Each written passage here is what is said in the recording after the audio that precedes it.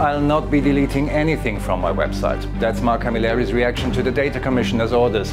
On Saturday, the author and journalist was instructed to delete the chats between Rosianne Cutaia and Jürgen Fenech. Today, Camilleri talks about his further actions for the first time on camera. Bonjour Malta and Gozo, brace yourselves for a fully loaded episode this morning. I'm Michael Caton, and here are the top stories of the weekend. The government has quietly increased the prices of single bus tickets and the Tallinja card, only to waive that card fee until the end of February. The Journalists Institute said it will seek an open dialogue with the media owners lobby. The government has quietly increased the fare for single bus journeys to €2.50 when paid by cash or debit card. From today, passengers who do not have a Tallinja card will have to pay 50 cents more than before when boarding a bus. Neither the government nor Malta Public Transport have publicly announced a new fare, which is set by the government. The price increase has not been communicated on the bus company's website or social media channels, but through stickers on buses. Such sticker announcing the increase with effect from 22nd January can be seen in a photo uploaded to Facebook by Terry Tabormler on Saturday.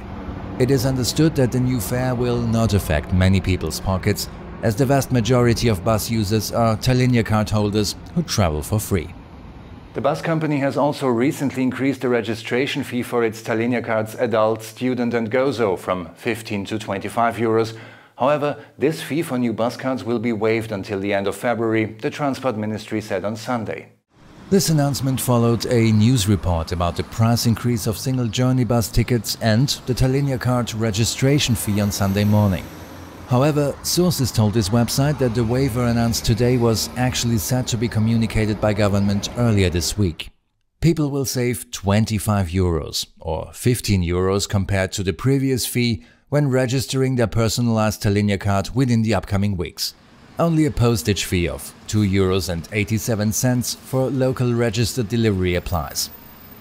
The Institute of Maltese Journalists said it will seek an open dialogue with the new media owners lobby in the best interest of the sector.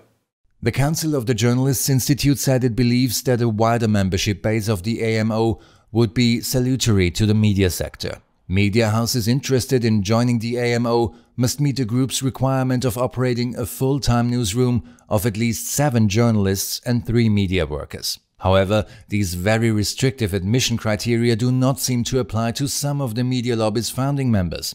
The IGM said it represents all working journalists from whichever media house, adding it will continue to do so. Contrary to popular belief in the media sector, sources said the institute has no members working at Labour's One and only a handful of members from PN's net.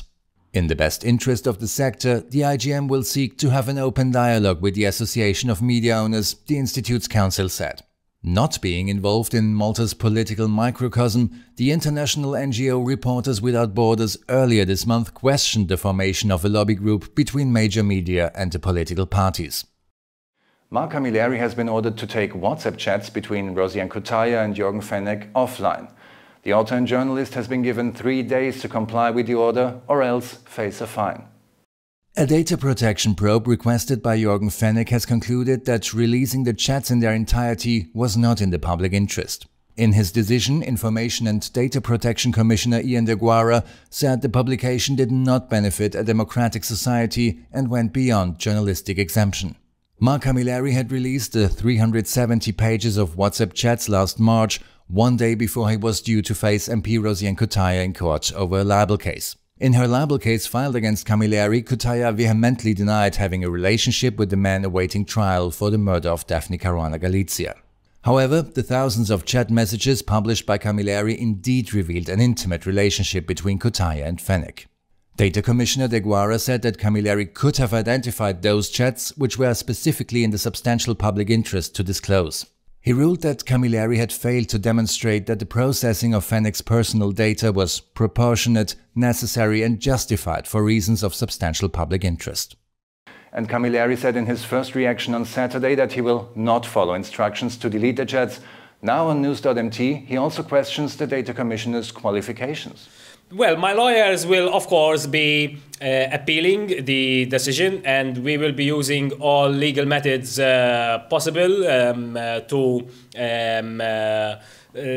challenge this very unfair and a rational decision, I would say, as well, because the Data Protection Commissioner has no qualifications whatsoever, and also has no legal remit in categorizing and defining what is journalism and what's not journalism. I think that's something which should be kept to the journalists themselves to decide whether something may be in the public interest or not. I think the Data Protection Commissioner here is overstepping his boundaries a little bit, and of course we completely disagree with him that the material that I have published was not in the public interest. This is definitely in the public interest, and I may add as well, there has actually been sexually explicit content exchange between Rozien Kotajer and Jürgen Fenech,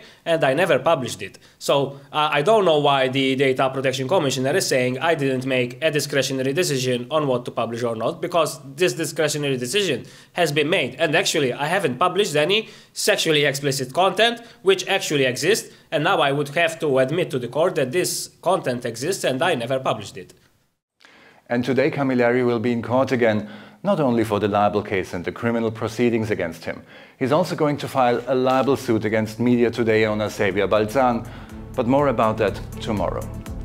The weather today, mainly cloudy with temperatures up to 14 degrees. Have a lovely one.